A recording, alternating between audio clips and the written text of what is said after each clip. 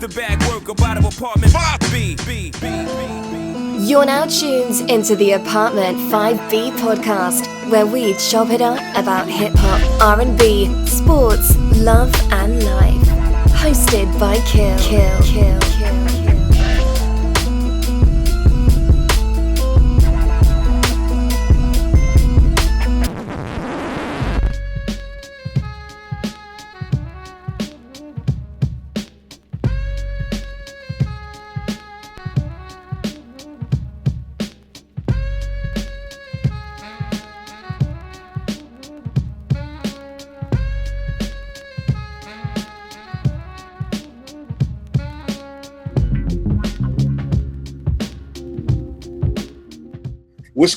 What's good? Y'all tuned into the Apartment 5B podcast hosted by your man Kill. I got my man Jace. It's been a minute, brother. What's going on, man? Fresh off the plane, fresh out of school. It's so good to be back, yo. I know. It was like a 2-week. We were bouncing back and forth from, Maryland and New York caring for mommy. And, I had to take a little hiatus. So definitely missed the hell out you guys. So glad to be back. In effect, I got my little bro JR with us. What's up, man? What's going on, yo? Feels good to be back, yo. I haven't been back on since the New Edition show. So this is great. Yeah, we got to get you back in the cut, man. We got to get you back in the cut. I got my brother Vegas. What's good, fam? Poppin', man. Yo, when we gonna get another congregation, man? I be watching them shits at work. Shit be life, man. Yo, it's actually this weekend. Jace, you coming through? Yeah, yo, I got something lined up in Baltimore early during the day, but I'm coming through, no doubt. All right, and JR is coming through. I'm there. This go round, we working on a lot of T stuff to try to, really get her singing out there more and everything like that. And my man Marlon's gonna be down from Jersey, he's ill with the pen. Like, he's got some crazy comics. I mean, his artwork is like bananas. It's like on some old the Boondocks type stuff. You know what I mean? So it's real dope. So we're gonna be getting some stuff. He's working on a logo for me. So it should be dope, man. But thank you for definitely rocking with those. And we gotta get you down for one, bro, because I know that's the only way we ever gonna get another album out of you is if I man, I don't know. You might not even get it then. Nah, we getting it, man. We getting it because we gonna play some beats, and I know you, Vegas. The second you hear a beat, you gonna be like, all right, I got something for that. So I just gotta get enough producers over here with enough to get you back in the ring. But yo, this is what today's show is about: unpopular hip hop opinions. I'm gonna set this off because I don't know what it was. I don't know if I was in a bad mood. I don't know what it was. The other day on Twitter, a couple of weeks ago, I was just like, you know what? Fuck it. Low End Theory is not a 5 mic album. Oh yeah, you was my timeline just went to hell, and it was like, yo, are you crazy? Are you smoking? Is your account hacked? Or yo, why does J.R. Smith social media keep getting hacked? Like, first it was the Twitter guy. I don't believe it. I believe he did that. I'm like, yo, this dude's social media, like, I think Jamel Hill said, like, your password must be 1234, because it might be. I mean, because his stuff gets hacked like every day. But neither here nor there. But people were like, yo, Killer, you bugging. Low End Theory is my favorite album ever. It's the greatest hip hop album ever, and everything like that. So, yo, let me break down why I don't believe Low End Theory is 5 mics. And y'all can tell me if you rock with me or not. But I already know JR don't rock with me, so I can see. I do, because you said that you didn't give it. You said 4.5. You didn't say. Thank you. I give it 4.5. That's what I feel like when I said it's not a 5 mic, like I called it trash. But keep in mind, we're living in a time and place where if it ain't 5 mics, it's 0 mics. You gotta love it or it's whack. Like, no, it's 4.5. Here's my thing with Logan. I don't like rap promoting. I'm sorry, I just don't like it. It doesn't do anything for me. I don't like show business. It doesn't do anything for me. I just don't. I'm sorry. I just don't. It doesn't do anything for me. Everything is fair. Again, it does nothing for me. And then Sky Pager to me is just whack. So there's 4 songs that I don't like. There's no way in the world that I can give an album with 4 songs that I do not like. Like, I don't mean like, no, I skip them every time. But that is why this gets 4.5 mics. This is why Midnight to me is a better album, because I love every song on Midnight Marauders. There's not one track for me that I skip over. I understand other folks may disagree. I understand that for some people, a classic album is an album that changed the game. And Low End did do that. It really did usher in the whole jazz thing. Nobody knew who Ron Carter was. Nobody, was doing all of that. So I totally get that if that's one of your things that makes up a classic album like that, it changed the tide of hip hop, and then everybody started talking about the low end and wanting more bass, and everybody knew who Bob Powers was. So I get it. That's just not one of my prerequisites for a classic album, that it changed the game. So is anybody out there with me or against me? Jace, what are your thoughts? Am I crazy? Am I kind of on point? Did you never think about it like that before? What do you think about that, Jace? I see your point, but Right. I gotta disagree, bro. Okay, cool. Yo, Low End is a 5 mic to me. Even agreeing with what you said, I can still listen to the album through start to finish without skipping a joint, personally. All right. I understand. I knew I'm the odd man out, and I'm good with that. JR, I already know, but you with me? I agree. I agree with Jace. I agree. I mean, because you had 2 weeks to come up with this, so that was good. Well, no, it really wasn't. This literally was like, I just was never a fan. But I think what happens a lot of times in hip hop is that we just kind of ride the wave. And the wave when this first came out was that it was just so bananas that, you kind of get caught up in that wave and you can't get out of it, and I don't know why it took me 25 years to finally look up. I don't know what hit me that day on Twitter, but it was just like, I think somebody was asking me that's what it was. My man Vince was asking me Midnight or Low End. And then that's what started this whole thing. So no. I mean, that's not that. I mean, this is just, I've never liked those songs. I mean, I thought Show Business was cool because Brand Nubians was on it. But I mean, as far as a beat, when I'm listening to Excursions and Bugging Out and Butter and Check the Rhyme and Scenario, like those 4 songs just to me don't have that same energy that the jazz and everything else has. So, that's it. So, JR, you disagree with me, right? Yeah, and it's crazy because I can't even argue with you because me and my pops had the same argument before he passed. Remember I told you, like, me and him went back and forth. He loves Midnight Marauders, but he liked Low End, but he think Midnight Marauders is better, and I think Low End is better. And we had this big argument before he passed, so he probably looking like, oh, shit. He like, oh, here we go. So so everything you say, because he don't like those 4 songs. That's why I was looking at you like, damn, it's the 4 songs that my pops don't like. So, I mean, I can respect it. And you gave it a 4.5. So, I mean, I can't really go at you that bad. You ain't say the joint was like a 3. Then we would have had a problem. But you said 4.5. I can't hate on it. But I'm with Jace. I have to disagree. That joint a 5 mic classic for me. So. All right, Vegas, Brooklyn, what's going on, man? Yeah, I gotta disagree. Okay. I think Low End Theory is a better album. I don't like Sky Pager at all. If there's a record on there I skip, back then I was like, why the fuck is this even on the album? You know what I'm saying? And I'm not even lying. I ain't bullshitting. Back then I was just like, yo, turn that one off. But I like Rap Promoter only because I was young at the time and they were teaching me shit about the industry, you know what I'm saying? So I liked it because I knew these were the type of dudes I could listen to. What's the other one you said? Show Business. Yeah, I like Show Business. But I could see why you wouldn't like it versus the other tracks that you do like.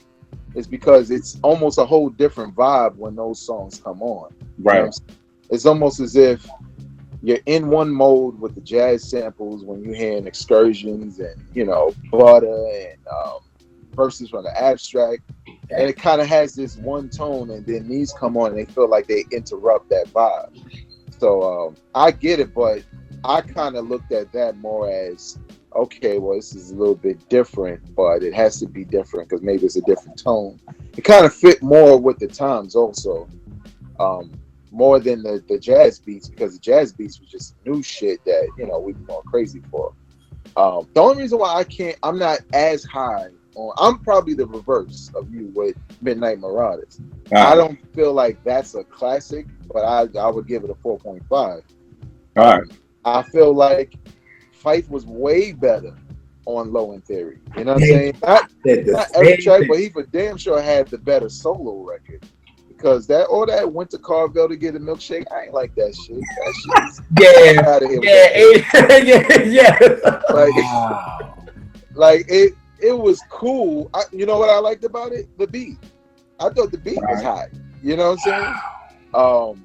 But it felt like a step back a little bit from what he did on Low End. You know what I'm saying? Especially like with Scenario. Because on the Low, Phife had the standout verses on both fucking remixes. You know what I'm saying? Well, not both remixes, but both versions of Scenario. He had a lot of notable verses on. It was like he couldn't miss.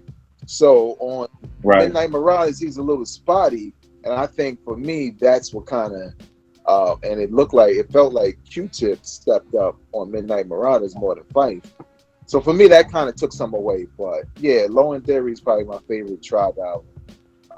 And I definitely think it's a 5 mic classic because I only skipped one record. All right. Goddamn Sky Pager bullshit. All right, no doubt. So I'm odd man out on that, but I had to take a minute because everybody was like, I can't explain this in 140 characters. I'll be tweeting on.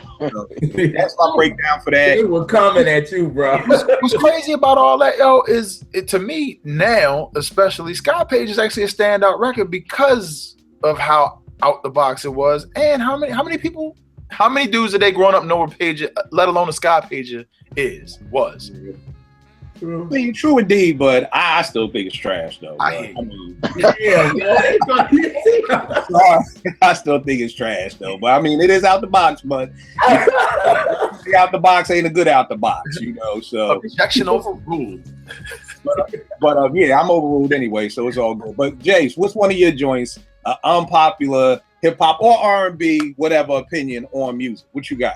My first one, I've said this before on this podcast show, is 50 Cent's Get Rich or Die Trying. You know, I was not a fan. I was not on the wave when everybody else was on the wave. I just had this argument to death. That's my very next thing. I know a lot of people have it as 5 mics. I give it 4. I wasn't a huge fan of the album, but I'm sorry. Finish what you were saying. No. I'd give it a 3.5 or a 4, and for me, a lot of it was you take the hype away. You take the hype away from everything that was going on in that time frame surrounding the artist itself and just the album for what it is. You had a couple of club bangers. I mean, don't get me wrong; those club bangers will put you in the mood to do some damage, right, one way or another. But I just wasn't. I mean, outside of that, I wasn't feeling the album. I'm not listening to that album now. Me either. All right, cool. So you're giving it 3.5 to 4 mics. Yeah, I mean, you know, I respect the shooter. I don't respect who got shot. All right. Let me disclaimer. I respect the man's business acumen. The controversy definitely sells. The album has some dope beats. Has some joints on it, but for me, it wasn't the hype didn't add up. And I agree. I concur. Because for me, it was so hard to get that album. Like, I think that was one of the first albums of like the new millennium where like I literally went to like 5 stores and everywhere was sold out. Like I went to Best Buy, they were sold out of every CD. I went to Sam Goody, they were sold out of every CD. I don't think I'd seen that hype. Like when I don't even remember a time where I could be like, yo, I was looking for an album. It was sold out everywhere. Like I was living in Laurel, Maryland at the time, and I must have went to like Best Buy, Circuit City, Sam Goody, and I still didn't even get the album that first week because it was sold out everywhere. You were gonna say something, Jason? Yeah, one other thing though, I know that the battle is at the essence, at the core of hip hop, and I know that him and Ja Rule were going through some things. I thought the mixtape series was doper than the album. Yeah. But with this album, brought on, in my opinion, was high school all over again. It became a popularity contest as opposed to dopeness. And okay. I think that set a trend that we are still facing today, even in this world of technology, Twitter, Instagram. I can out meme you. I can, but how is your art? Right. Your business acumen is on point. You know how to sell records, but how is your art? You know what? And I will, and say something else about that is I think it was so much of the hype machine because I think if you take that same 50 Get Rich or Die Trying album, and it could be the same beats, it could be everything is the exact same, but you remove Eminem and Dr. Dre's cosign from that, I believe we're not looking at an album that sold 10 million records. You know what I mean? Just in my opinion, I could be 100% wrong. I always said the same thing about Nas's It Was Written. I think that's a very solid album. I'm not one of the people who think it's better than Illmatic, but I think it's better than what most hip hop people give it. And I think it was because it said produced by the Trackmasters. Because when I first got the advanced copy and I didn't know who did what, I didn't have no problem with the album. I actually thought Large Professor did something. You couldn't have told me RZA didn't do shootouts. That sounded like that straight RZA, but I felt like when people saw Trackmaster, it was like, oh, nah, that's whack. And it just carried on. And I felt like the opposite happened for 50 because Dre and M was like the epitome of hip hop at that time. You know what I mean? But Vegas, I can see by the look on your face, you totally disagree with everyone. I'm just stockpiling. Okay, Vegas is just sitting here. He's Danny Ainge. He's just stockpiling draft picks. He's taking everything we're saying and about to give it back to us. But before I go to you, because I already know how you feel, JR, what about you? I agree. I was just talking about that today, and when me and my homeboy was talking about it, he was like, "Yo, Get Rich or Die Trying is a classic." I'm like, nah, I can't give it that. I think the hype gave the album for real for me. Like, I went and brought it. I ain't gonna stunt, but I haven't listened to that album in so long. I listened to, and I told my boy, I listened to Beg for Mercy before I listened to Get Rich Now. Like, I can listen to that. I listen to that, or I can listen to Hunger for More before I can listen to Get Rich. So I think the hype made it, like Jay said, it was dope. Like, it had a couple of dope club bangers, but I think the hype made it what it was. And it's like, to me, it didn't age great because I'm not banging it now. So it's like, nah, I'm good on it. But I ain't dissing it. I give it like a 3 or 4, but nah. And the thing is, let me say this I give it a strong 4. And the only reason why I still listen to it is because, little USB joints you got in your car, like 50 is the first thing. So anytime I take it out, I put it back in, the first thing that comes on is that's the first thing. So it still bangs. Like, yo, when Many Men come on, it's still like those songs, the songs that are on it, and again, I'm giving it a 4, those songs that bang, like, still bang to this day. You know what I mean? But I don't see the 5. Vegas, what's going on, Danny Ainge? I think if you look back at that album in terms of hype and sales, no, it's not going to be a classic. I never bought it off of hype because I was already on 50 before. What was the other joint? The Power of a Dollar. Okay.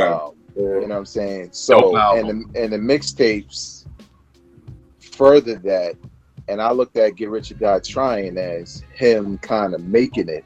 But the thing that he did that was so dope at the time was not only was he kind of bringing gangster rap back to the forefront of mainstream radio, because his lyrics for damn sure weren't really made for radio, you know what I'm saying, to talk about killing nothing.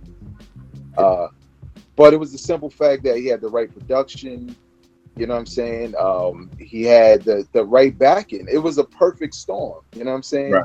So it wasn't really just all hype. It was just the fact that all these elements came together at the same time, and he didn't fumble. You know what I'm saying? And like you said, like in the club, yeah, it's kind of like a nostalgia trip when you hear it.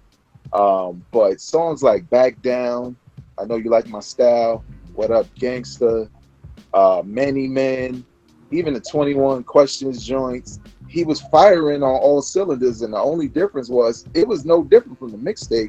It just was original production. You know what I'm saying? He kind of kept that subject matter.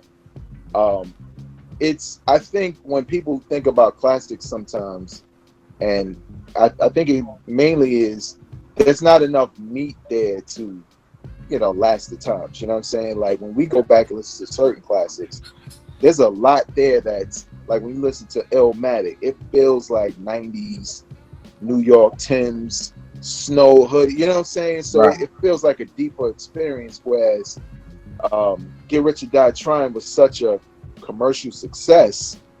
It's almost like watching like one of these damn Transformer movies now, you know what I'm saying? Where you coming for all the explosions and shit, but you know it's not gonna be that much substance there. Right. But Transformers still make money because people just want to see robots fucking each other up. You know what I'm saying? So I kind of think like Get Rich or Die Trying is a classic, but it's in another category. I can't put it with Ready to Die. You know what I'm saying? Or a Tupac album where there's just more depth to it. He just mastered the craft of having multiple singles, and he didn't really have to cater his subject matter to radio. It just didn't matter. Come on, he had a line where he was talking to Ja Rule, said, "Your dirty ass kids, I'll fucking erase them." What kind of shit is, and they play that shit on the radio? Like, you know what I'm saying? But it was one of them things where it was kind of like he was serving so many forms of hip hop in regards to, man, he ain't super lyrical. We all know that. But you know, the gangster rap wasn't compromised by the mainstream side of it. But I think that nowadays when people look back, all they really feel is the hype. You know what I'm saying? Or even like the DVD that came with it. And he had like a video for every, like, that shit had been done. Except for, I believe, maybe Eminem. I think Eminem did that before him. But I think it's a classic. But if I had to rate it against other classics, that's when I would start knocking it down some. All right, no doubt. Veg, what's one of your joints? Unpopular hip hop opinion. Oh shit! Some of these I'm afraid to even say because niggas just gonna hit a statement, then they gonna cut it off, and they ain't gonna listen to that. They're like, "Oh, word, that's how you feel." All right. All right. Let me see. Oh man, I'm gonna save this one for last. I can't say this shit right now. But this other one's a good one though. I think Action Bronson has become a better Ghostface than Ghostface now. Yeah.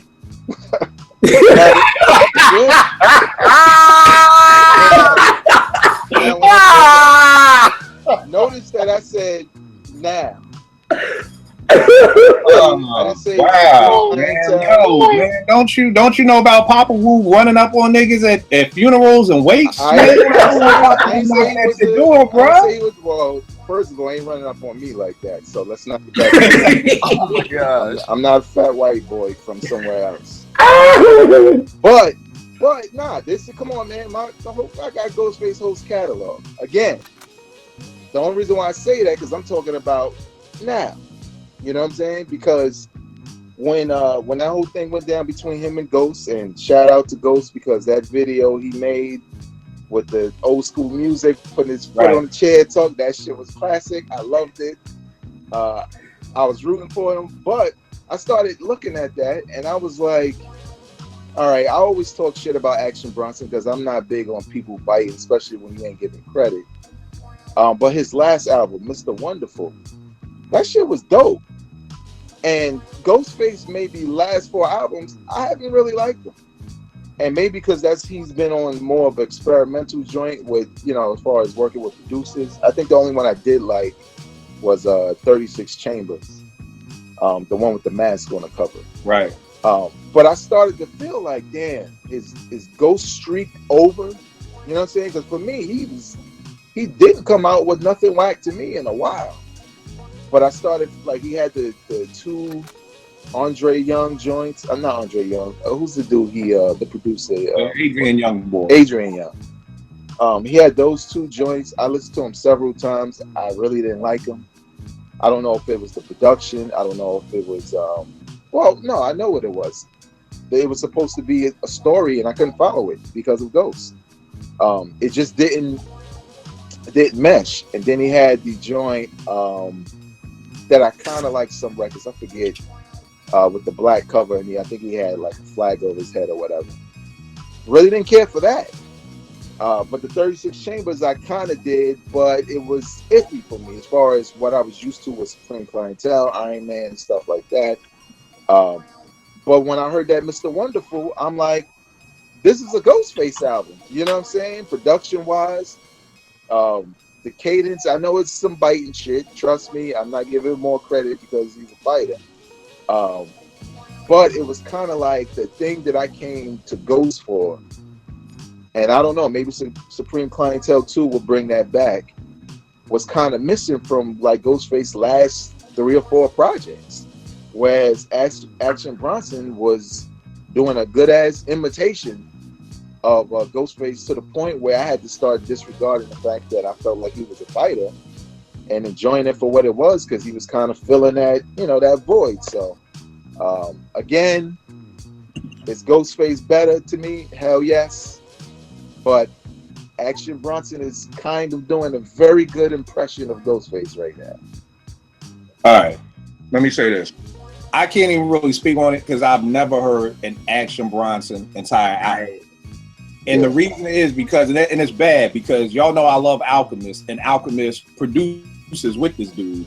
But every time I get to like song 3, I'm just like, yo, let me throw on some Ghostface. Like, literally, I've tried numerous times to listen to Action Bronson, but it literally is like, every time I'm like into it, I'm like, I can't, let me listen to some so I just can't ever get through an Action Bronson album. So I honestly can't even speak on that, bro. I felt that way though, because I remember when dudes from Strictly Hip Hop was telling me Action Bronson was nice, and the first time I heard him, I was angry, like, yo, he sounds exactly like Ghost. How could he be dope? But then the longer I listened, the more I could hear the differences, of course. After a while, you know, the cadence is still there. Some of the stuff he does is still there, but you get to see his personality a little bit more, and then you don't hear it as much. Except for some of those skits on the album. I ain't gonna front. He was doing some shit where I was like, all right, now you're just fucking doing the whoop now. But yeah, man, I don't know if y'all heard those albums, but and here's my only thing with Ghost with that, because I love the diss video, but what I didn't understand why Ghost let this nigga live for so long. Because if I'm not mistaken, he did a song with Action Bronson. Yeah, he did. I think because originally Action Bronson was humble and basically like, yo, you know, Ghost, and y'all the man, the woo, blah, blah, blah. So I think Ghost let him live.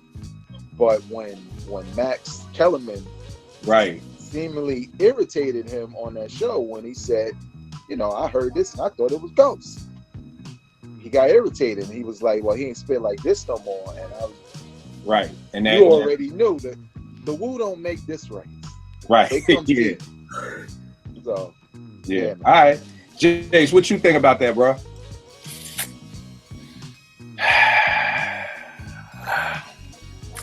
I gotta disagree. You know, the funny thing is, I disagree, but I'm not mad at it because I haven't liked a Ghostface album. And I think the key in what Vegas is saying is now. Because I'm with you. The last couple of, I've never liked Adrian Young's hip hop production. I love it when he just does music and then people sample it. But when he tries to make beats, I'm not a huge fan of it. So I think a lot of times when we're thinking about Ghostface, we're still stuck in Iron Man, Supreme Clientele. We're stuck in albums that are 15 and 20 years old. Y'all didn't like Apollo Kids? You know, I really didn't, man. And again, I think it's a lot of just about production, you know, because again, I listened to them Adrian Young albums and they didn't get me, so I can't sit here and be like, Ghost still has it, because I honestly don't know if Ghost still has it, because those albums really didn't keep my attention. But you know what? I can't agree because I don't know what Action Bronson sounds like, but I'm in the middle. I ain't mad at it because I don't think, again, and I just want to challenge everybody out there watching too, really think about when's the last time you enjoyed a Ghost album. Because I think what happens is we just hear Ghostface and our brains run to the classics, and we're not thinking of the past 3 to 4 albums that this dude has dropped. And can we even name the titles of them? You know what I mean? Like, I can tell you Iron Man, Supreme Clientele, Bulletproof Wallets, Fish Scale. I can't tell you his last 4 albums. You know what I mean? So just think about that. But Jace, you're totally against this. I'm going to disagree, but I'm not going to vehemently disagree. Okay. All right. What about you, JR? I'm just listening, y'all, because I have never listened to Action Bronson. I've never listened to him, so I wouldn't even know. All right, cool. Since Jace took my second one, I'm gonna go into another one before I start getting deep with the other stuff. Alchemist is the dopest producer post 2000. Producer, hands down. I don't want to hear nothing about no Just Blaze, no Kanye West. Nah, because that's what I used to think his name was. When I first seen the blueprint, I was like, who is Kanye West? Like, who is this? And I'll never forget, I only learned how to pronounce his name. I was on South Street. And this is just how dope this song was. The Guess Who's Back with Scarface, Beans, and Jay-Z. Yeah. And that was the first time I heard it, and somebody was blasting it. And that's when Jay-Z said Kanye West on the track. And that's the first time that I heard his name pronounced. Because that joint, yeah, that's crazy. But yeah, and before people say Just, for me at least with Just, one of my things to be one of my dopest producers is you got to produce a full body of work.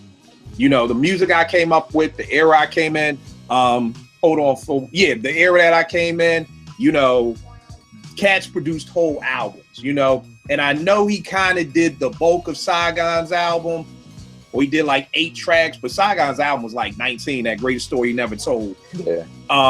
With Kanye, one of my go-to tracks when people would be like, well, who's better, Just a Kanye? I'd be like, yo, Down and Out by Cameron. Shut the story down. I'm listening to a Kanye West mixtape, and this nigga was like, he ain't even do that beat. One of his young boy producers did that beat. You know what I mean? And they just they stamped his name on it because he was in the, you know, he had did the little chorus and everything like that. That let me know, now I don't even know what you produced and what you didn't produce. So that takes you right out the running. And don't even get me started on Ninth Wonder. So let's go right into what Alchemist has done. Like, let's look at this. He had Return of the Mac, with Prodigy. He had Covert Coup, 2011 with Currency, which is 5 mics to me. He had 360 Waves in 2013 with Do-Rag Dynasty. My first chemistry set with Boldy James in the 13. You got the joints he did with Gangrene and Oh No with Gutter Water in the Vodka joint. You got the Step Brothers with him and Evidence, Lord Steppington. You got the Antidote with Fashawn, Red Chandeliers with Action Bronson, Albert Einstein with P, Fashionably Late with Fashawn. You got the Carlton Heist with Currency, the Silent Partner with Havoc, which was a dope album. A lot of cats left on that album, but yo, Havoc brought it on that album, and those beats are crazy. He had his solo albums, the first Infantry, Chemical Warfare, Russian Roulette, the mixtapes, the Cutting Room Floor 1 through 3, Insomnia, No Days Off, the Chemistry Files, not to mention since 2000. This dude has done beats for 50 Cent, Aguilar, The Game, Danny Brown, AG the Coroner, Cypress Hill, Casual, Papoose, Cormega, Schoolboy Q, Sean P, Fab, Rick Ross, Freddie Fox, Prodigy, CNN, Dilated, Cormega, Guy, Jadakiss. I said Guy. I meant Google. I can't even read my hair right. I said Guy, Guru, Jadakiss, Mobb Deep, Elzai, Joel Ortiz, Blue, Slaughterhouse, Joey Badass, Ab-Soul, Mac Miller, Vegas' favorite rapper, Rock Marciano, Norman, Eminem, Royce, Fat Joe, Styles P, and Nas. Then the thing that I love about this lineup is really you get to see him transcend through MCs. So you're starting with maybe a Fat Joe or a Guru, and then you're coming into the Ab-Souls and Schoolboy Qs. So he's not even that producer who's like, all right, I only rock with these dudes and do this or whatever. He's transcended the line of underground hip hop, and nobody else has put out this kind of body of work. And not only is it the body of the work, it's quality work. And on top of that, me being a producer, Alchemist is one of the rare dudes who can still fuck up my head and make me say, how did he do that? So that's my spill. Jace, you're a producer. Tell me something, bro. I'm not going to disagree with you, but I'm going to ask you a question. Okay, what was good? Everybody that you threw out to give Alchemist that spot, did you do your research on them? Did you do you have their run like you got Alchemist run? And I say this because Alchemist got a dope run. No, I didn't have to because don't nobody got to run like Alchemist. I mean, seriously, like I just named like 15 albums. Like Just Blaze has never produced one album. So like there's no need to, you know. I would probably say the closest person is Ninth because I know he did a lot of stuff with the dude with the funny looking hair And I know he's done stuff with Rhapsody. Merge. He's done stuff with Rhapsody and stuff like that. But there's nobody fucking with Alchemist's run, like, from the door. And then on top of that, they're not just the run, it's just these songs are just bonkers.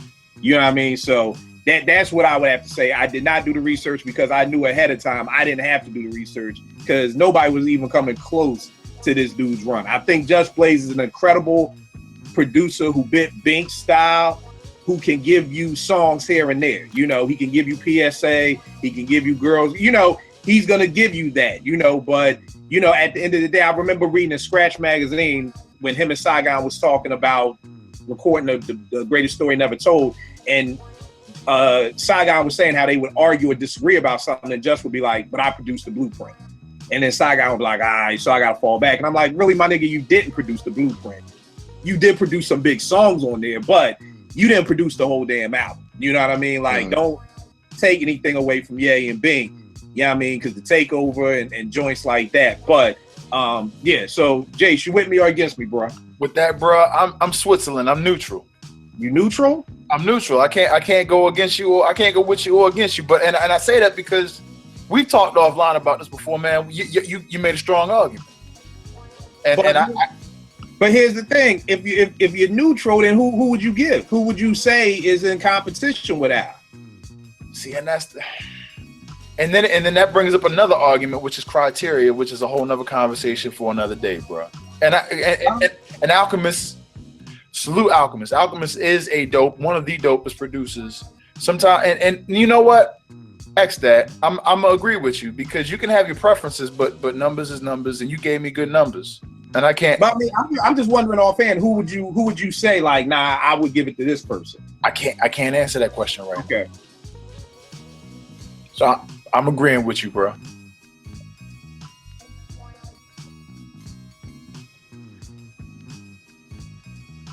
Vegas. Yeah. You with me or against me, man? I would probably say I'm with you, honestly, by default, because when it comes to the producers, I could be really picky because there's some producers, one in which I have on this list, who, you know, I'm not as big on them as everybody else is. You know what I'm saying? And being a dude who rhyme, I've made beats before and DJ'd and all of that. One thing I like about Alchemist, and I could agree with you, you know what I'm saying, is like, I didn't even know he did all of those albums. You know what I'm saying? Like, I love that Do-Rag Dynasty shit. I listen to that shit to this day. But now when I think about it, hell yeah, that's Alchemist. The thing I like about his production, that I used to anger dudes, and I've been saying this since the late 90s, so they can get mad or whatever, but the thing I stopped liking about Premier Beats was I always recognized them. You know what I'm saying? And I started calling certain techniques that he would always do in beats. And this was in the late 90s or whatever, early 2000s. And I don't know if it was getting lazy or whatever, or old beats that he was giving certain people. But with Alchemist, it's like he knows how to keep that grimy, traditional boom bap sound without it sounding old. You know what I'm saying? Whereas some of those newer Premier joints that came out always felt like that gotta be some old shit, you know, that he just gave this person and he found a scratch and scratched their name up in the hook and that's it.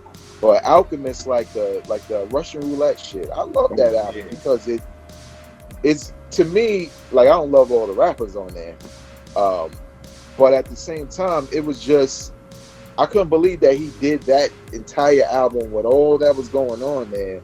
And he was still working with Prodigy. He was still doing records here and there. And what's crazy, I think it was Power 105. They did an interview with Prodigy a couple of years back when I think his first book came out or after. Matter of fact, when he had the Albert Einstein album with Prodigy, Alchemist Prodigy, which I like. Prodigy said that. He said, yo, I feel like Alchemist is the best producer right now. And he said the exact same thing you said. And, you know, it made me think. And after you named all those people and all the records I know he's done, I can't really disagree with it because I don't have a person that I could put up against that and say, well, what about this person? You know what I'm saying? When this dude has produced entire albums for people that were hot, you know what I'm saying? Especially that Gangrene joint, because a lot of people slept on that, and that shit was crazy. Yeah, that vodka, I don't drink. So how do you pronounce the second part of that? What's that? It's vodka and something. Oh, yeah. I forget. I want to say Alizé because I feel like every nigga puts that. Nah, it ain't that. It's like vodka and something else. But yeah, that Gangrene joint is bananas. That joint is bananas. But Jace, you got something else for us, man?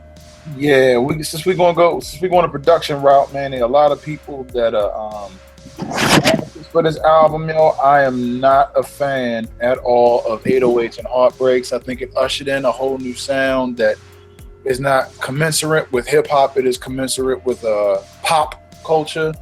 You tell this nigga just came from school. It's not commensurate. This nigga just got this right in the paper. I'm like, let me go to dictionary.com. Yeah. It ushered in a new sound. School, man. I'm sorry. I'm messing with you. But nah, all right. So no 808 for you.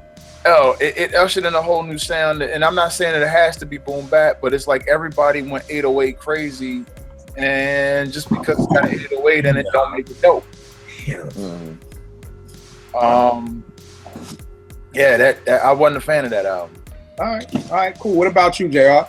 I liked it. I liked it. Like, we was bumping it in college, so I mean, if you didn't like it, they was, you know what I'm saying, they was playing the heck out of it. But I liked it. I don't know why, but I liked it for real. So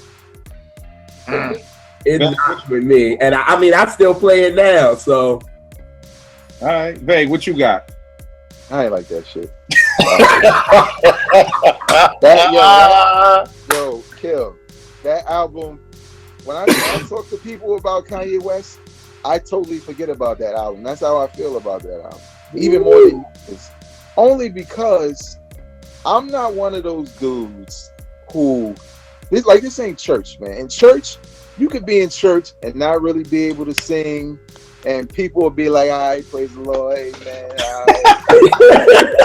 But nah, man, you can't make no full album. You can't sing right, and come on, man. It was garbage. Now, the only reason why I gave Kanye somewhat of a pass, and I really didn't say nothing at the point, because I felt like it was a direct result of his mother passing away. Right. And I felt like absolutely. That's where he was. You know what I'm saying? And that's what he felt like doing. So I felt like, let it, like, you know what I'm saying? Go ahead, let the little nigga have his ball. Go ahead. Go ahead.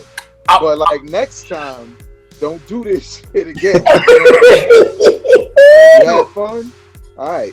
But yeah, 808 and Heartbreaks, I mean, I don't like it at all. I don't think it was a good album on. The production I kind of like. Don't get it twisted. I kind of like the production, but it just didn't work for me. You like the production on the album? Yeah, I mean, I ain't just ready for no hip hop shit. I like the style of the production. You know what I'm saying? But he just wasn't the person to execute those records to me.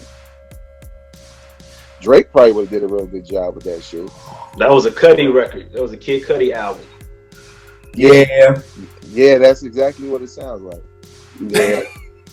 But on the low though, I kind of like Kid Cudi. Don't.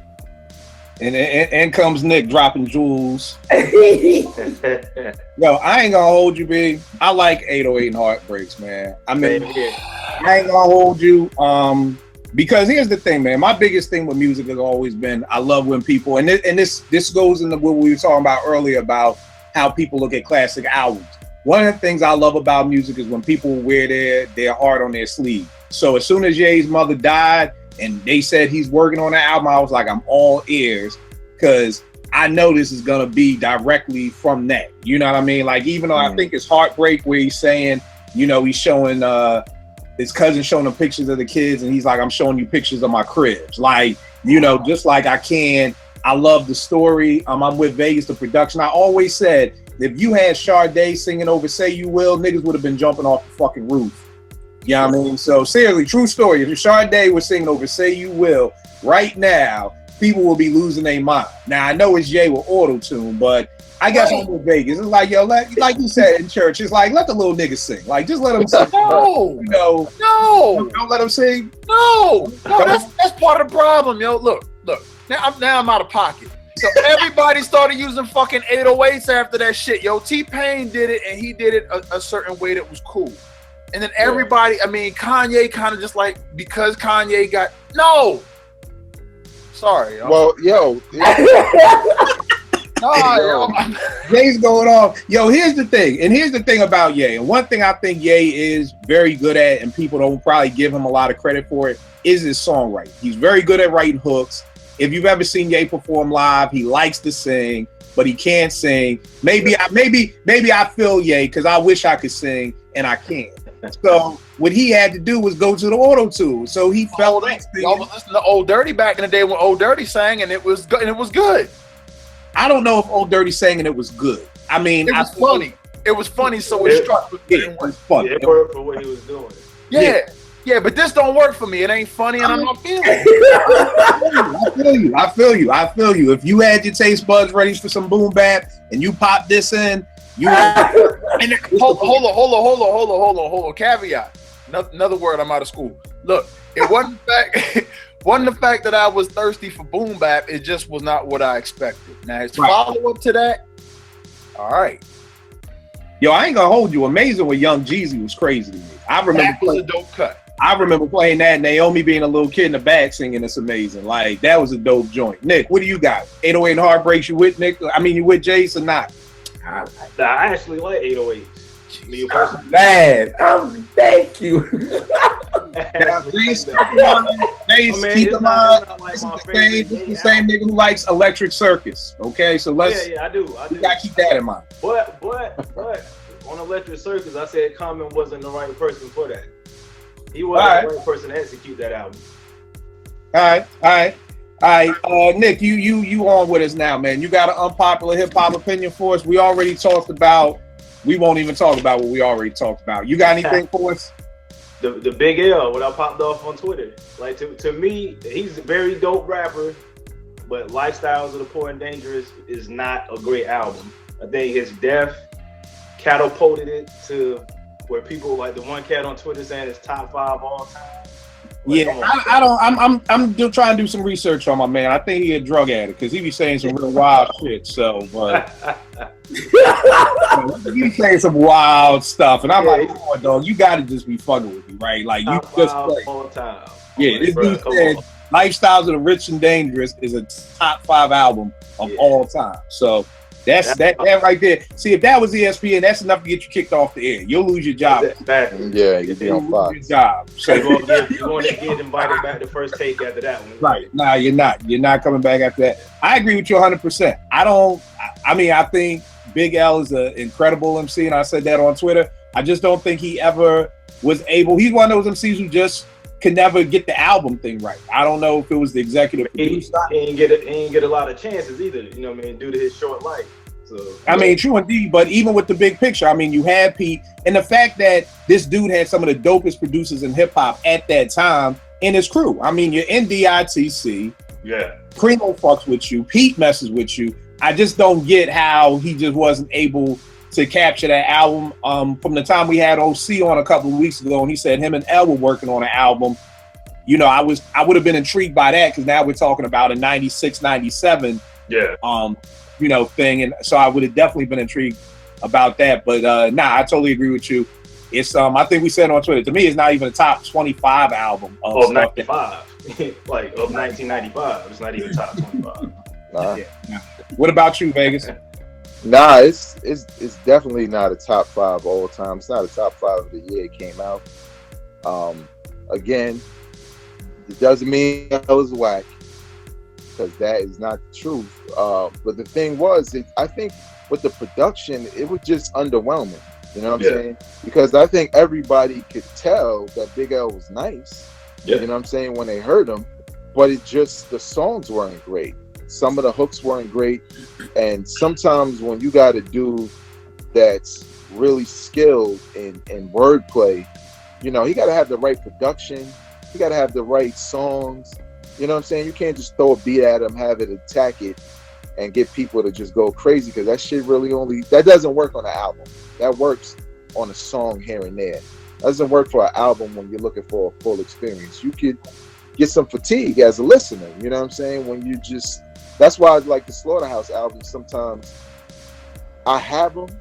I think they're nice, but I can't listen to them that much because, you know, it's almost like you're listening to a long ass cipher. You know what I'm saying? Yeah. And at some point, I'm missing punchlines because I'm tired of listening to them shits. You know what I'm saying? Like, you're not taking my attention in different directions. But I definitely agree. I mean, I never bought that album. You know what I'm saying? Because I only liked a couple of records at the time. And yeah, man, Big L is one of the top MCs of all time, but his debut album wasn't that good. All right, Jace, what you got? I agree. My thing with that album, and I like the album, but I don't think it was. I'm trying to get this right because I love Big L. I think that album was more because of the production. It was more like an EP or a demo because it was not the perfect marriage with his lyrics. The beats did not match his lyrics. He's very witty. He is able to do certain things with words. And I don't know, maybe it was just a product of the times. There's certain parts where I would have dropped the beat out or done certain things differently to emphasize what he was saying, his wordplay, because his wordplay was out of control on that album, in my personal opinion. Yeah, he can rap his ass off. Yeah. If you listen to that album, you can tell the man is on his way. Lyrically, he's on his way, but the production didn't match what he was saying at the time, in my personal opinion. And you could tell he was hungry. You could tell he had the gift of gab, but it just didn't match up, in my opinion. I agree. It's still to me a decent album, but yeah, it's not whack at all. Just not how people try to say it's classic. Right. Yeah, I think the one thing with that is looking at this big picture joint. I think the other thing with L is just he's one of those MCs who's just like, you know, an incredible freestyler, incredible punchlines, but I don't know why I liked Ebonics so much was because I felt like it was a song. Mm-hmm. You know what I mean? Like it was like, yo, here's a song. I'm telling you, like I just felt like you know, L has all those punchlines and all that, but like kind of like Vegas said, like with Slaughterhouse, even when, and I heard Justice executive producing their next album, and prayerfully he will break them up because I don't need all four of them on every cut. Like what would be wrong with the Woo? Like it was RZA saying, no, y'all two jump on this and you jump on a hook, and because 4 people rhyming for 8 minutes for 14 songs is you're gonna drive off the side of the road after a while. And like Vegas said, you're gonna be missing stuff. So so I'm with you on that.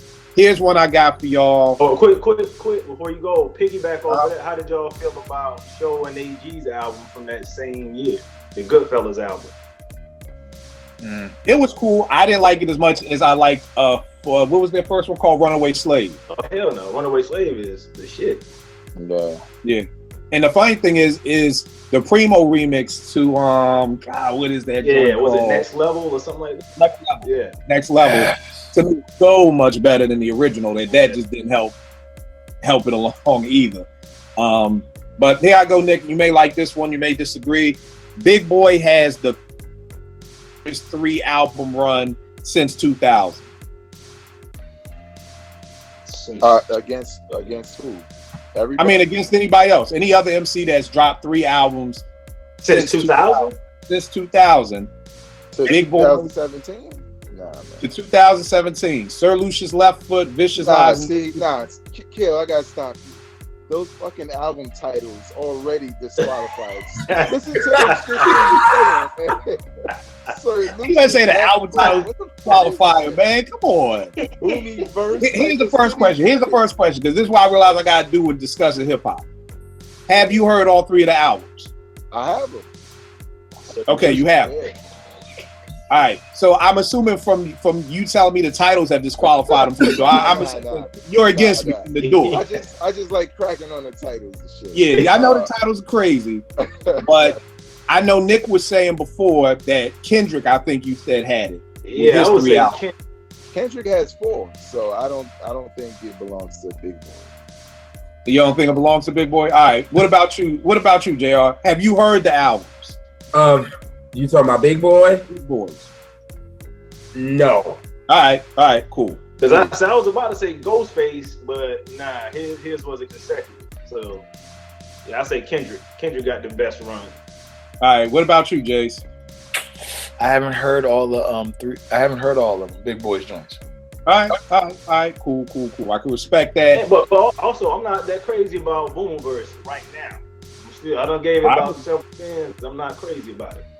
Yeah, I've been banging Boom Verse. I'm really enjoying that, and it's crazy because every time one of my kids gets in the car, in the South is on, and it's Gucci Mane's part, and they always be like, Mr. Kill, you listen to Gucci Mane? I'm like, nah, just slow down. Yeah. Every time a kid gets in, that's the song out of every song that could be on, and they look at me like I'm crazy. All right, cool, that's it. But if you haven't heard it, people out here still waiting for Andre 3000 album like they was waiting for, what was that Drake joint, like Detox and everything else. Stop waiting on 3000. Listen to some Big Boi. These are 3 dope albums, and I know he ain't 3000. That's what everybody want, but Big Boi got some shit. What do you say? The South got something to say? Well, Big Boi got something to say. Y'all need to listen to it. Vegas, you got something else, man? Yeah, man. You said we doing R&B also? Yeah, we do R&B too, man. I only did this because JR is here. Come on. I know I done missed some JR jams already. I'm trying to get him riled up. Video. I know my man got busy. Yeah, JR, I'm trying to include you. I got an R&B joint here for you too, man. All right, I'm trying to get him riled up. Mary J. Blige fell off a long time ago. Oh yeah, there you go. Long time ago. When she fall off? Let me explain, because you know what I'm saying, I said the Action Bronson stuff and I did a good job explaining. Look like I turned some of y'all around. This is the thing, right? Mary J. Blige is my favorite R&B artist. Okay. You know what I'm saying? It was to a point where when she dropped the album, I didn't even have to hear shit. I would go buy it. I automatically loved it. Probably was overzealous about certain records. But it started, now I ain't gonna say she completely fell off, but it started with that dancery shit, whatever that album was. Oh, you talking about No More Drama? Okay. Yeah, when No More Drama came out, I was like, this might be her slip up, because before then she was flawless. Yeah. Okay. But then the breakthrough brought me back. You know, the Mary joint was hot. I even liked the My Life too, even though I felt like it was too many tracks. But then she started doing some other shit. And honestly, I probably should have pulled up the titles. But I started feeling like I was listening London to Sessions my album or some shit. What happened? I said it got to a point where I should have pulled up some of the. Is it a late? What you talking about? The London Sessions? Man, I'm talking about further back than that. The joint with the black cover, the one with the pink cover, where she's fucking doing Michael Jackson dances in the video. Oh, you talking about Growing Pains? Yeah, Growing Pains. That's my album right there. What? Now you want to shoot me in my pinky toe. Yo, I was listening, like I've been listening, I'll say maybe her last 3 or 4 albums. I just had, even the recent one, and I tried, it just got to the point where I feel like I'm listening to like some old auntie singing about shit that like, I don't care about. And I can't even be mad. I can't even be mad. And look, it was really hard to say that, because I was a huge Mary J. Blige fan, but after a while I had to call it like, yo, man, she fell off, man. I can't. She's fucking singing for chicken. Then she giving Negro spirituals. I never talked about that commercial. I never talk about it, and I never will. So nope. Nope. Tables for chicken. You see what happens when we give our favorite artist passes. Yeah. Yeah. Because JR is giving her a pass. He like, I ain't never talking about that album. Nope, I'm never talking about that. Nope. Nah. I'm with you, man. I argue with him all the time that Mary Ben fell off. Now, I will say this. The new Mary album is dope. I will say this. album is dope. That joint is dope. The production is dope. Jasmine Sullivan's on the songwriting tip, so you already know. You know Jasmine can write about some heartache. She may not be able to be about nothing else, but she can write about heartache. This new Mary album is definitely dope. I gave it a solid 4, but nah, I'm with you. Jace, did you think Mary fell off? He can't even say. Now, keep in mind, you're gonna see JR on Saturday, so. I don't want this mother put his on me and shoot me. It's not even. He's disrespecting me. Yo, yeah. Yeah, Mary. Yo, she got married and got happy, and then got sad again, and then she done been through rehab one too many times, yo. To be honest with y'all, I don't even like the breakthrough like that. What? Yep. Okay. I'm not a fan. Everybody loves that album. To me, it's cool, but it's not a favorite of mine. It's actually in the bottom half of my Mary for me. Bottom half. Wow. Okay. JR. Yeah. Say, what was the album before the breakthrough? I think I like that one. Love and Life. Yeah. Love and Life. Yeah. Okay. I think that might be the last one I really like. You like that one? I mean, probably because it had some like the hip hop beats. But like the last one I loved was what was the one? The cover which just had her face from the side. You talking about the Mary album? The Mary album. Yeah. To me, that was the last. That was to me was the last solid one that she had. All right, Jace, you got something else? I say about Mary J. Blige? I think she come out too much. She need to do like how Janet do. Come out like 2, maybe 3 times a decade. And she's still coming out like every 2 years. Yeah, Mary does every 2 years. Yeah, you're right. You know why? Because the mortgage is due every month. So, all right, you not see. I'm not making fun of her. Shit, my mortgage is due every year, every month. I'm just saying, Janet is like married to some billionaire. She ain't got to make money. Like Eve ain't got to come out with no record. You ain't lying there.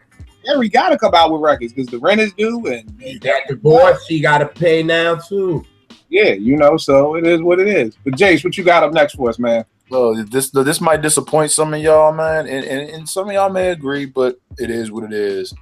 Oh, to Cal, not a 5-mic classic. Yeah, somebody said it was. Who said that? No, negative. Oh, okay. All right. The way he with you. I got it. Yeah, I'm about to say who said that. I got with that one. I got no like it's a classic just because woo. Say it again, man. I'm sorry, Nick. I said cats do be acting like it's a classic just because it's woo. Right. I hear cats saying that. That's true. And the other thing that I said to somebody, this was a debate that I got into with somebody, was that Meth was the first one to release a solo joint, and everybody was excited after the success of Method Man on the 36 Chambers joint, which was a dope cut. Yeah. But I'm not banging to Cal straight through. I didn't bang it through when it came out all the way through after my first listen through. There were a couple of joints I had to fast forward through. I had the cassette. Y'all know how cassettes work.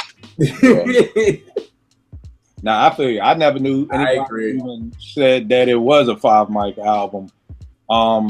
Let me run down some of mine because I don't want to hold everybody all night. We could kind of chop it up about these. To me, Sadat X was the dopest MC in Brand Nubians. Mm-hmm. What? I'm with you on that. You with me? I know Vegas is looking at me like I'm on crack, so I'll say he's not with me. And JR, you look happy, so are you with me? Or what are you talking about? I'm trying to think because my pops thought he was. My pops thought he was. So all right. And James, what you got? I never got the Grand Pooper love, I guess, because I ain't from New York, so I never got it. I mean, he was cool, but he wasn't special to me. All right, and Jace, what you got? I think Sadat had the most charisma. I don't know if he was lyrically the best. All right. Now, here's the one that's going to start some controversy, so I want to say this to this. All right. MC Ren was the best MC in NWA. Fuck out of here. You wild. Fuck out of here. Stop it right now. What? Stop it right now, yo.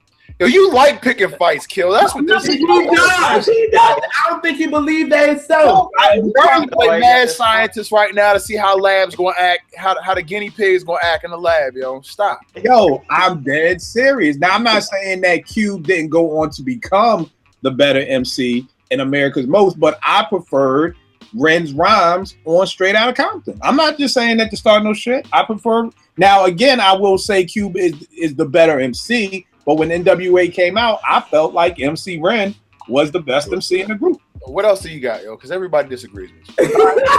but did you take time to listen to what I said? Because I think what people heard was Cube Ren is a better MC than Cube, and that's not what I said. I heard you. Ren is dope, just not better than Cube. Nope, not even then. All right, cool. I got Eric. That's not the first time I heard that, by the way. I'm sure it is the first time. No, it's not the first time. Oh, you say it's not the first? Thank you, Vegas. Talk to him. He didn't say, hold up. He didn't say he agreed. He just said that was the first time he heard it. I know he didn't say he agreed, but I just take somebody else even saying it. So back in the days, like everybody, including myself, used to be like, yo, Ice Cube. And then there was dudes who would be like, yo, I kind of like Ren better. And I think it was just Ren's cadence. He had that Rakim, that Nas, that calmly kill your ass shit, whereas Ice Cube was kind of in front, so I guess dudes sometimes preferred Ren. But yeah, I can't co-sign that. Ice Cube is in my DNA. I can't. All right. I got Eric B. and Rakim only have one classic album. I agree. Follow the leader or Paid in Full? No, Paid in Full. Paid in Full, okay. Yeah. I ain't mad at that. All right. I ain't mad at that. I ain't mad at that. All right, cool. I thought that would get more. Now here we go for JR on the R&B tip. But Chico DeBarge's debut album, Long Time No See, is a 5-mic classic. You fucking bugging. Yo, what? You don't think that's a classic? It Yo, man, I love. I'm not giving it no 5 mic, yo. Hell no. What?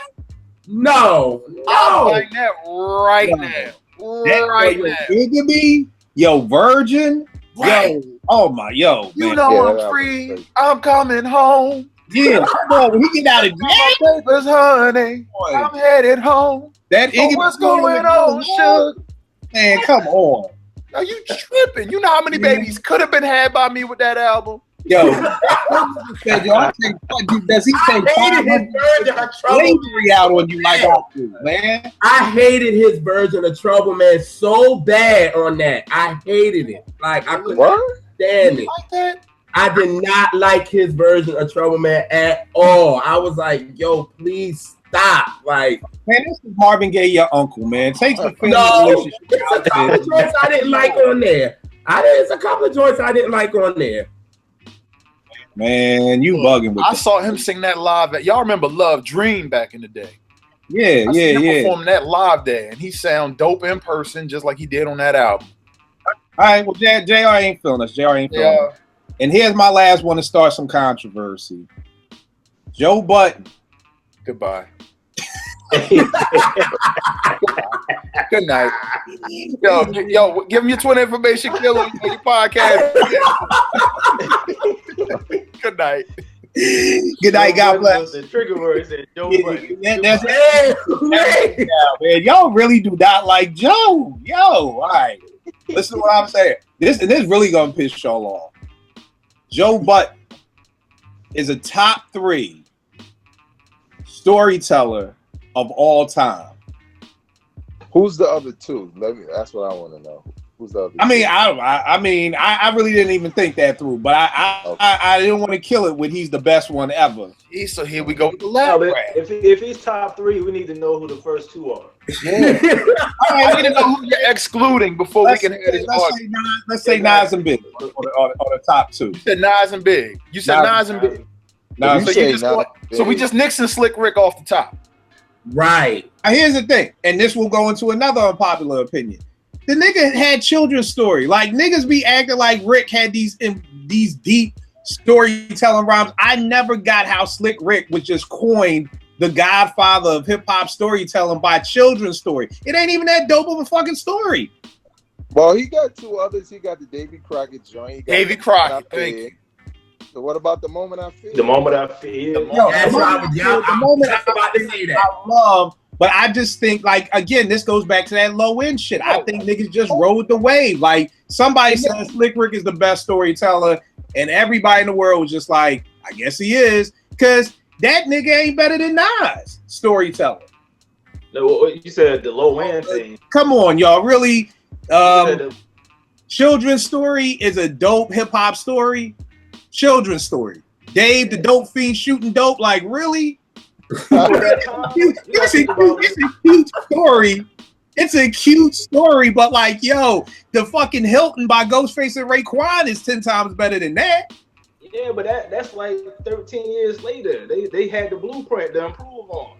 But I mean, again, I just think that somebody said Slick Rick is the greatest storyteller, and we just ran with it, and nobody ever wanted to be like it's almost like you just don't even want to question it. Like, well, this is the thing though, the debut album, The Great Adventures of Slick Rick, every song is a story. Mm-hmm. Pretty much. Every song is a story on there. You know what I'm saying? Some better than others, but every song has a story element. Hey Young World, right? Some stories in there. You know what I'm saying? Teenage Love. I guess. But here's the thing, and I know none of y'all are gonna agree with me, but this is what I just ask as a friend and as a brother. I want y'all to listen to these songs, okay? Write them down. 3 sides to a story.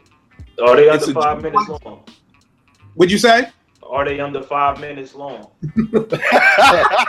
Okay. Yo, Joey likes to pontificate.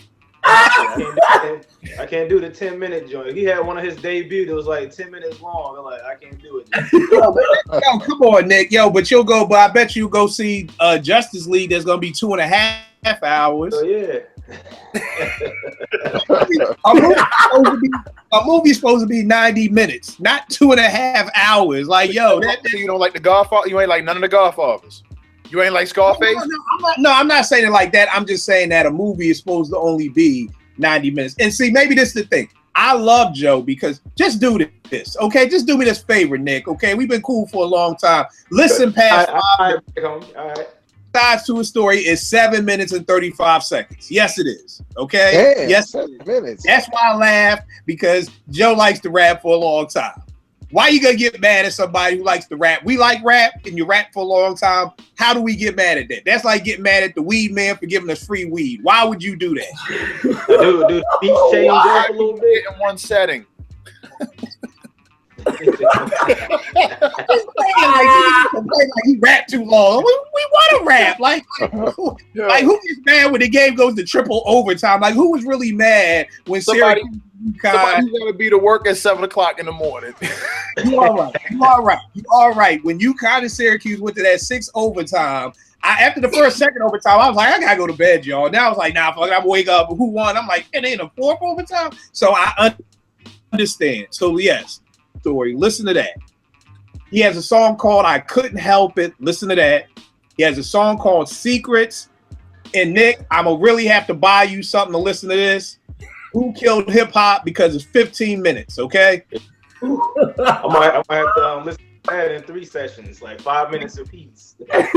5 minutes at breakfast, 5 at lunch, and 5 at dinner. I'll do it like that. Fine, just listen to it, man. When you listen to these stories, and I don't know what it is why nobody likes Joe Budden. I don't know what it is, because all I gotta do is say Joe Budden and everybody's ready to hang up. What did Joe do to y'all, man?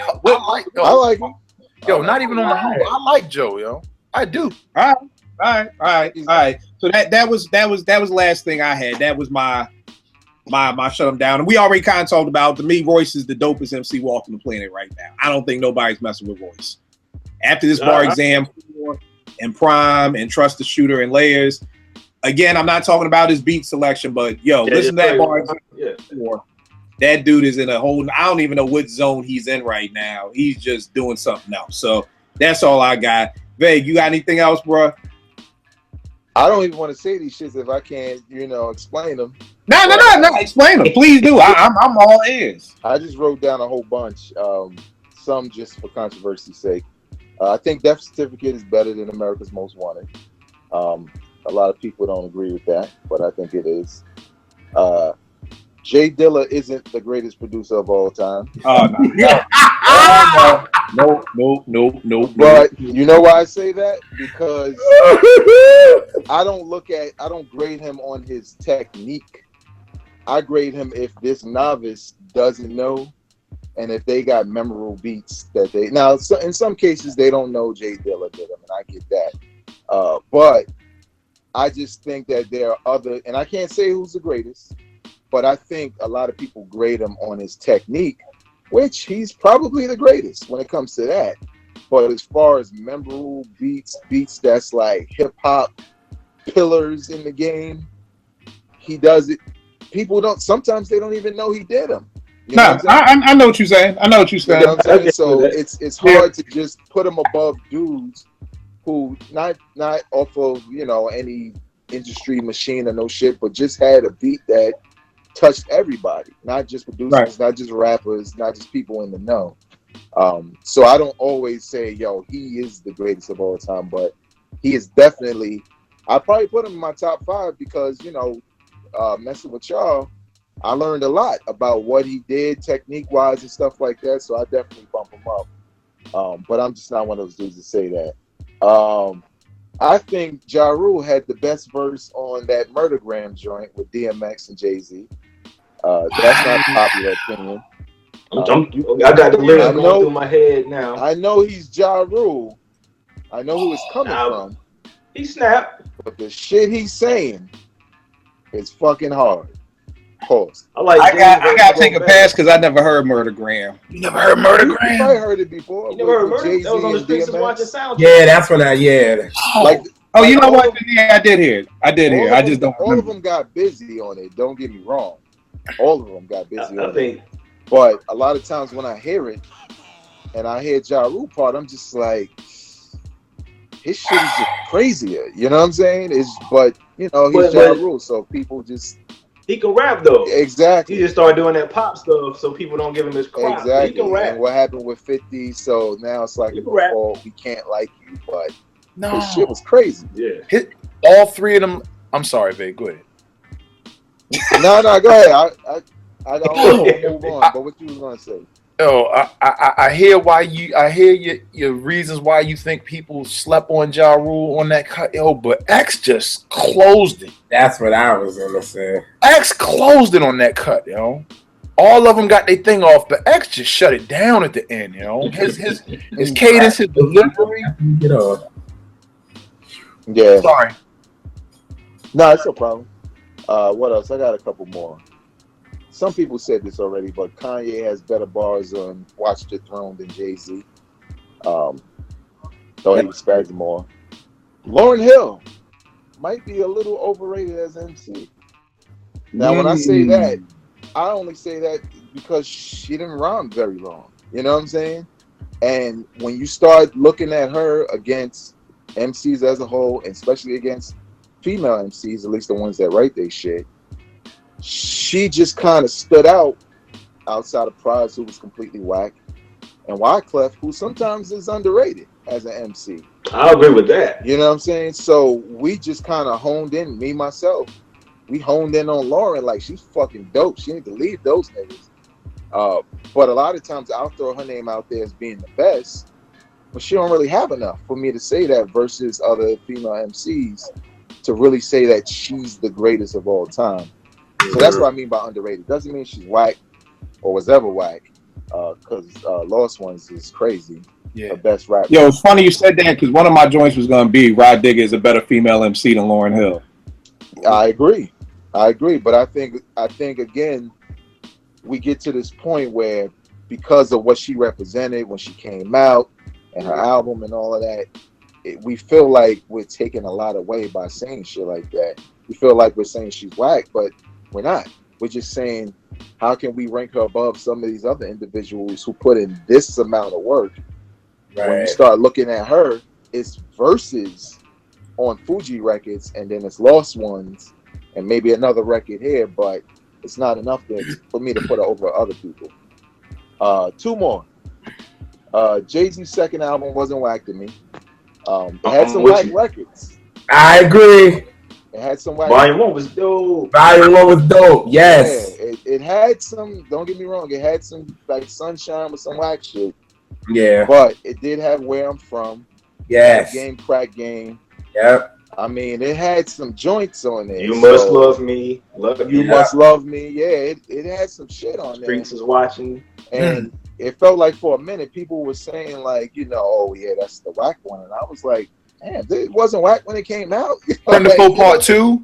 Exactly. Yeah, Friend of Foe Part 2. It wasn't whack. Kingdom Come was whack. And lastly, this one is for JR. What? R&B. Now, I don't know how you feel about this artist, but I'm going to say it, and the Beehive is going to come at me, or the Bayhive, whatever the fuck their name is.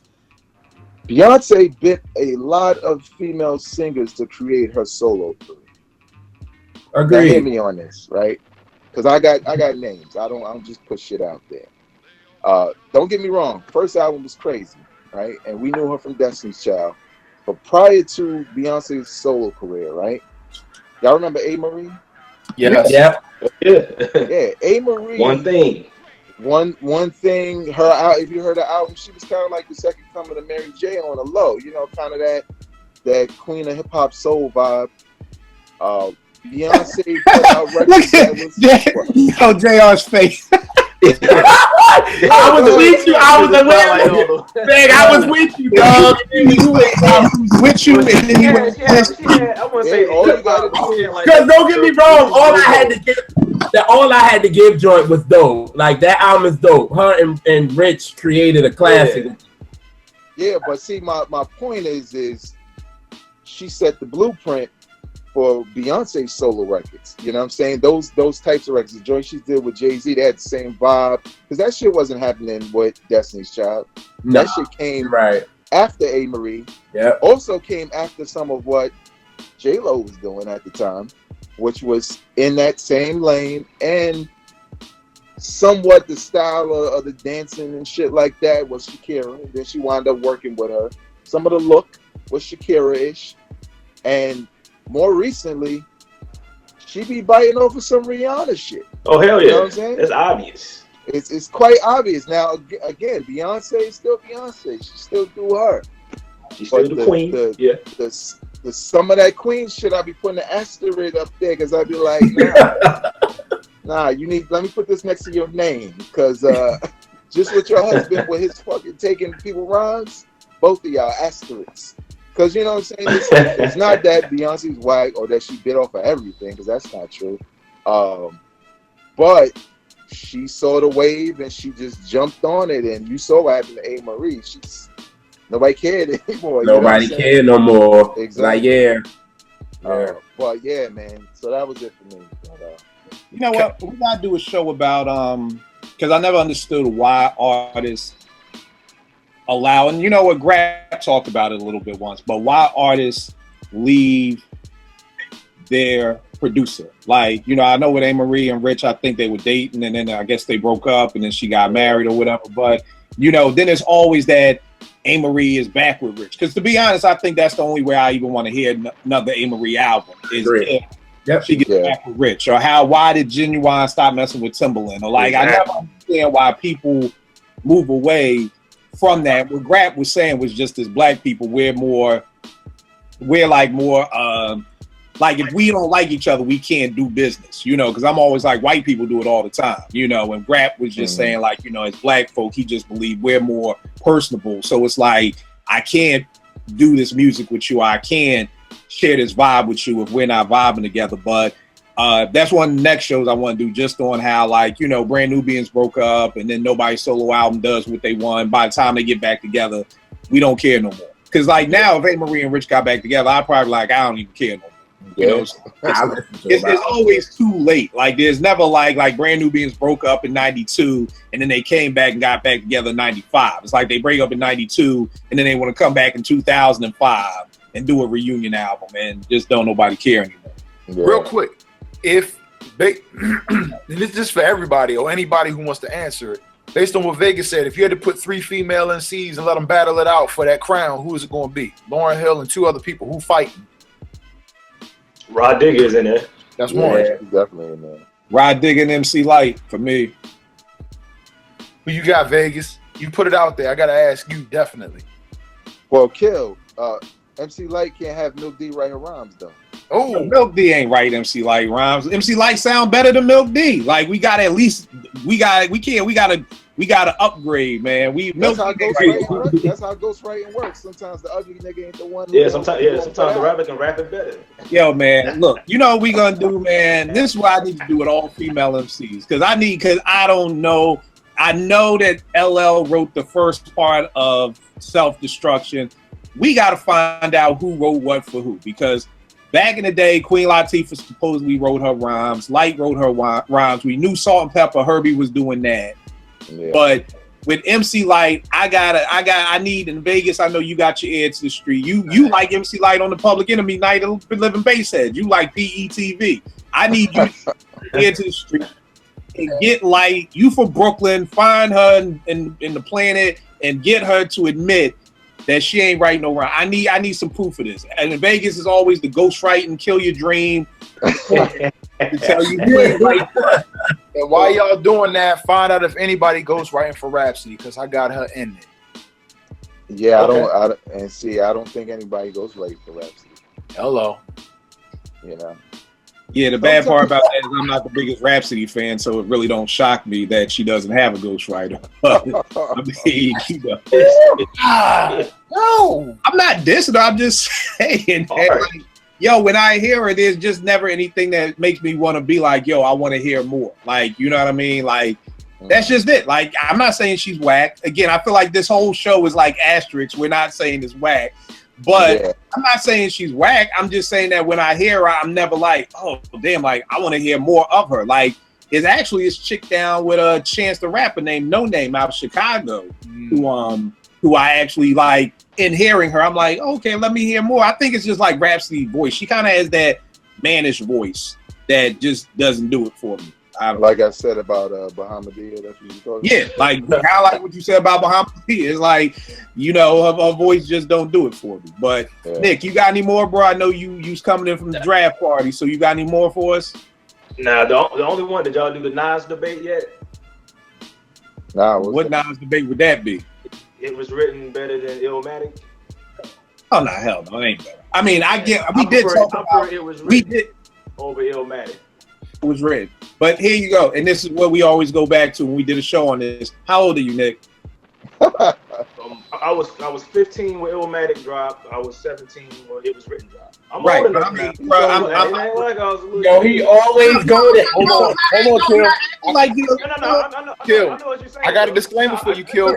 I'm not acting like you're a little kid. What I'm saying is this: is I'm old. I can't do the math. How old are you right now? He's 37. Thank you. That's because you just 38. School, nigga. I ain't been to school in 22 years, big. 37. 37. So we're 6 years apart. So I get it. I get why somebody. I get it. But hold up, Kill. Oh no, because I was in high school when this came out. Me too. It's not like I was Nick, your birthday August 1st, 1978 or 79? 79. I'm born August 1st, 1979, and I prefer Illmatic over It Was Written. Yeah, see? All right, so it ain't an age thing. It's not an age thing. Yeah. It's just, like me, my thing is, I think people diminish It Was Written solely because of the Trap Masters' involvement. Yeah, I did. A lot of people ain't like it simply for that reason.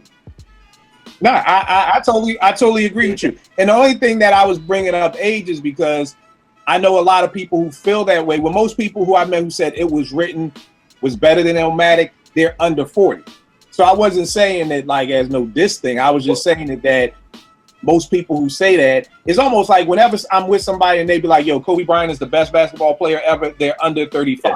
Like, so it's not a diss thing. It's just that I think some people will say that, not even an age thing, but a lot of those people probably didn't hear Illmatic when it dropped. They probably heard It Was Written first. Like my cousin, who's the same age, I couldn't get him to listen to Illmatic. He called me, told your boy Nas snapping when It Was Written came out. I'm like, nigga, I tried to get you to hear Illmatic. He wasn't trying to hear it.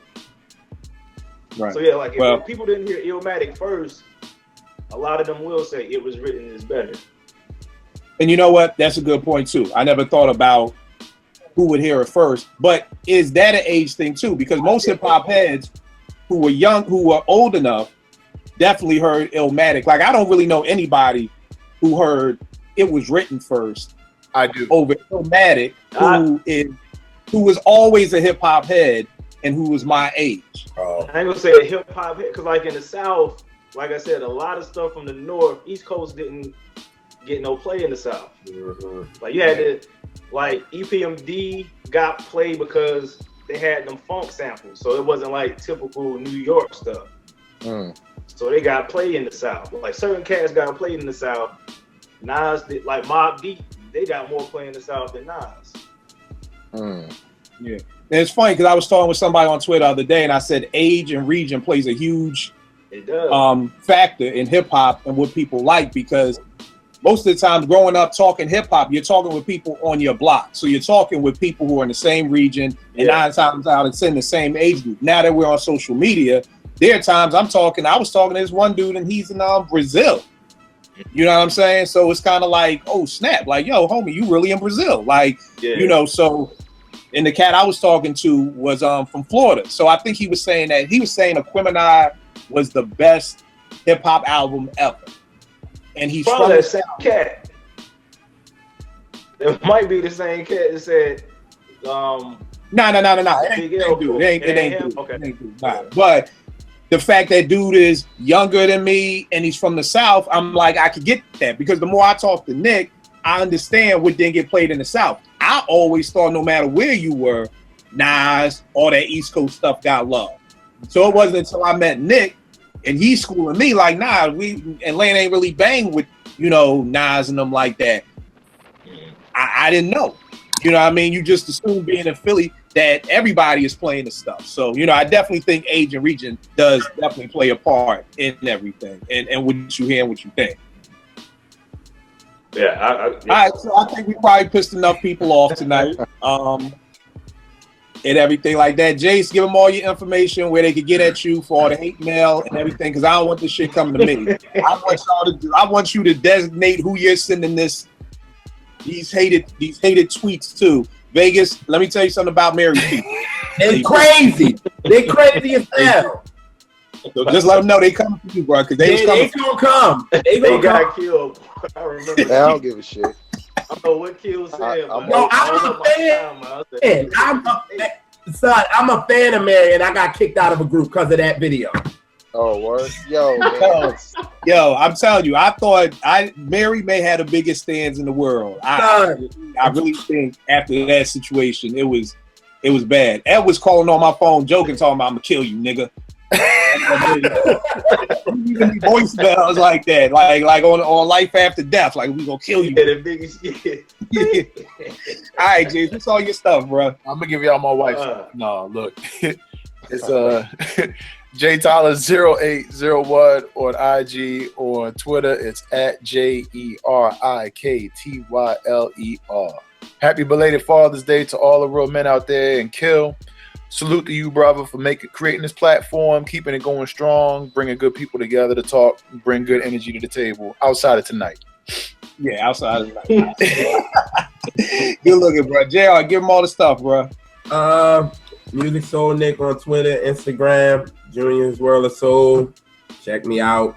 Yo, what is your newest video on? Because I saw the title for it and it was intriguing, but I haven't had a chance to watch it. It's Sam Cooke. Live at the Copa versus the Harlem Square Club.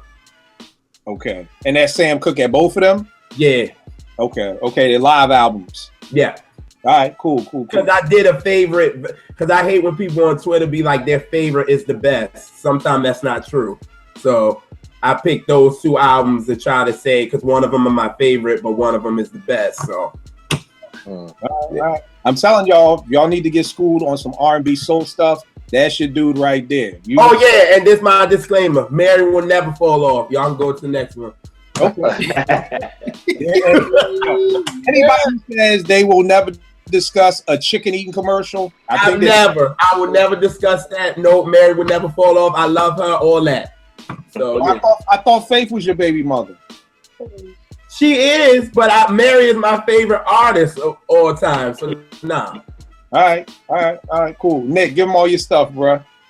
Yeah, only one way to win 79 on Twitter. I gotta say R.I.P. Prodigy, Albert Johnson. We miss you, man. All right, no doubt. Vay, give them all your stuff, bro. All right, you can follow me on social media. You can get at me. I don't care. I'm too old. I don't do that Twitter beef and bullshit. You ain't good though. At Vegas World INC. You can check out my podcast, Hip Hop Now Podcast, on SoundCloud.com/Hip Hop Now Podcast, and on DSR Death Star Radio. All right, no doubt. Y'all already know it is with me, Kill 889. We'll make beats for food. I'm gonna check y'all out next week, bro. Peace. Peace.